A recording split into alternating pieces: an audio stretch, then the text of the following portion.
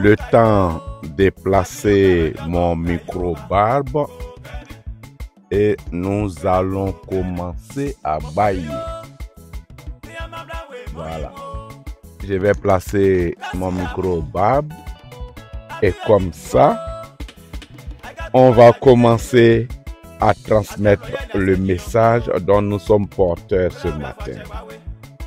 Merci, bonjour, bonsoir où que vous soyez. Merci de votre présence constante à chaque fois que j'ai besoin de vous. Je suis Pierre-Cto, le sage de l'Afrique, fondateur de Momblé Productions. Bienvenue à Momblé TV.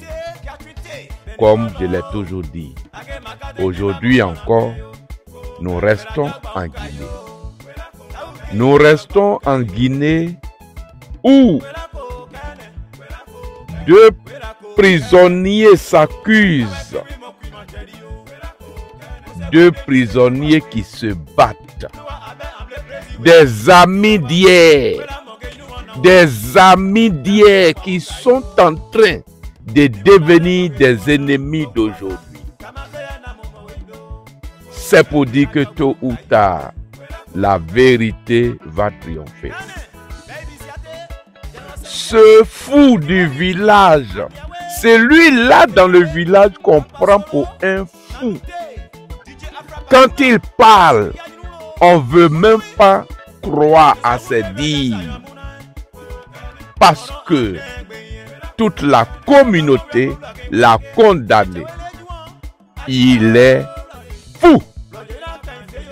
Un fou là, il va dire quoi et puis ça va intéresser quelqu'un.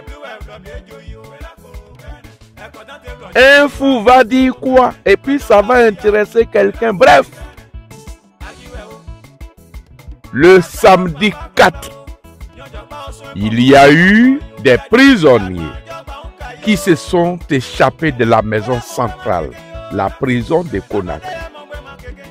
Dadis est sorti, Kebro est sorti, Blaise Goumou est sorti, Colonel Pivi est sorti. Selon Dadis, selon Kebro, selon Blaise Goumou, c'est un commando lourdement armé qui les a fait sortir. Qu'ils ne sont pas de connivence avec ce commando. C'est eux seuls qui peuvent croire à ce qu'ils ont dit. Le minimum d'intelligence que Dieu nous a donné, ce minimum d'intelligence-là, ne nous permet pas d'accepter certaines choses. C'est dans la Bible et puis le Coran là qu'on dit d'accepter sans chercher à vérifier. C'est dans la Bible on dit d'accepter, de dire Amen, Amen sans chercher à vérifier. Mais nous là, le minimum d'intelligence que Dieu nous a donné là,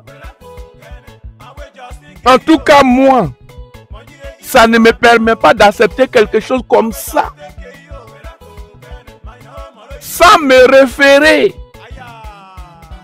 aux différents films auxquels j'ai assisté. Dans une évasion, là, il y a un schéma classique où on prépare l'évasion. Et le jour de l'évasion, on se met ensemble pour que un ne soit pas absent. Ça, c'est le schéma classique de l'évasion. Et puis quand on se vade là, on fait comme Claude Pivi, on prend son courage pour partir.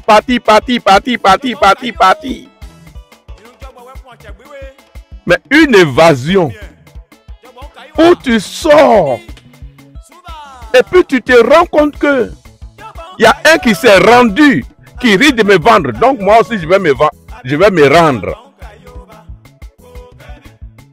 Ce genre d'évasion là, qu'est-ce que tu vas expliquer? Puis nous autres, on va accepter. Dans la vie, il faut être courageux. Hein? Dans ce monde-là, il faut être courageux. Quand tu veux prendre tes responsabilités, il faut les prendre. Mouiller, c'est mouiller. Il n'y a pas demi-mouillé, demi-sec. Gâter, c'est gâter. Il n'y a pas demi-gâté. Il n'y a pas autre gâté. Gâter, c'est gâter.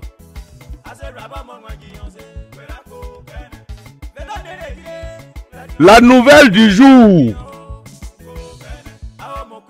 La nouvelle du jour.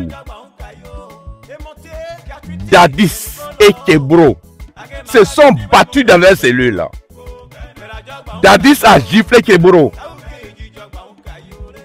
Dadis a giflé son ministre. Tout simplement parce que quand ils ont fui là, Kebro a été le premier à se rendre. Jean, il n'est pas dedans, on l'a obligé à sortir.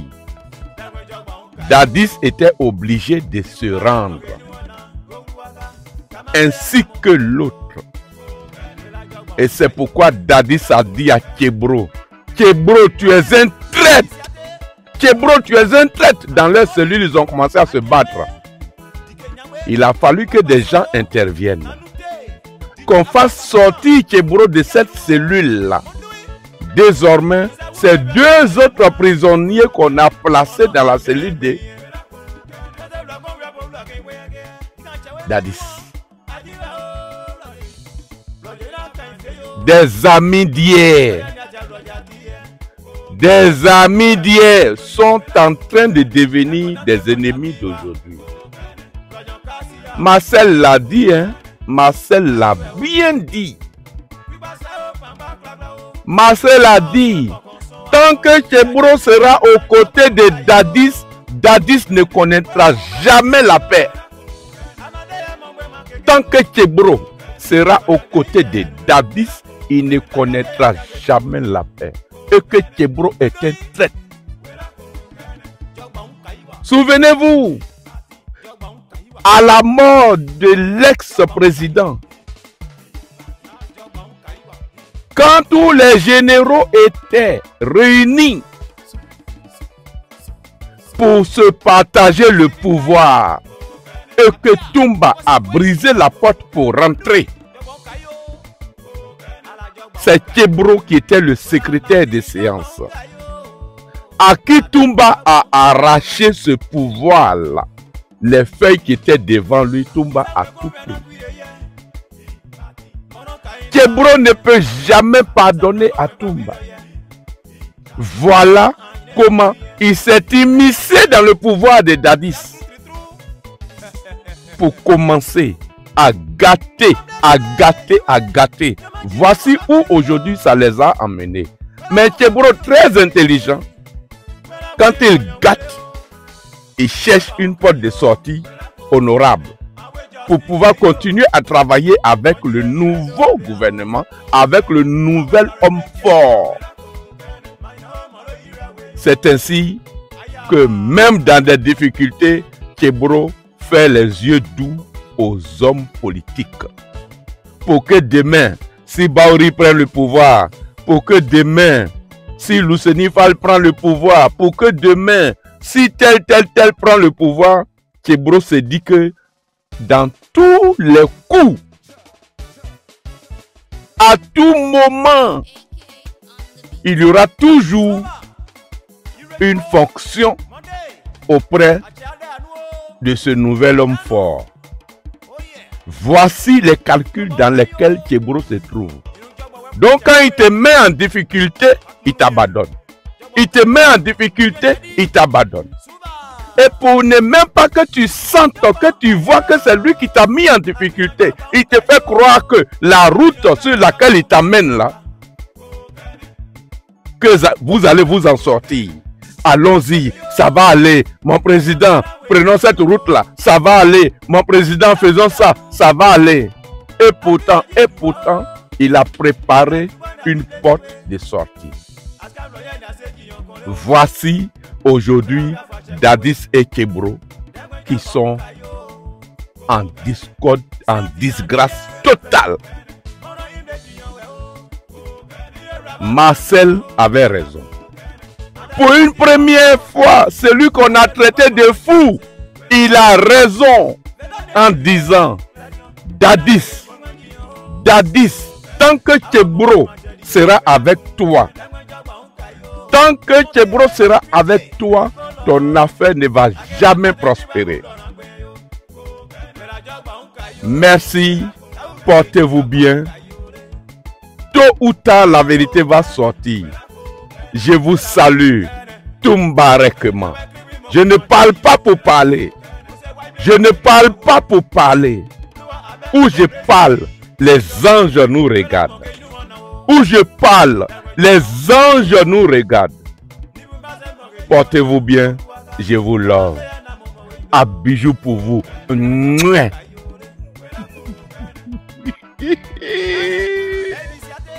Je vous aime. Voilà.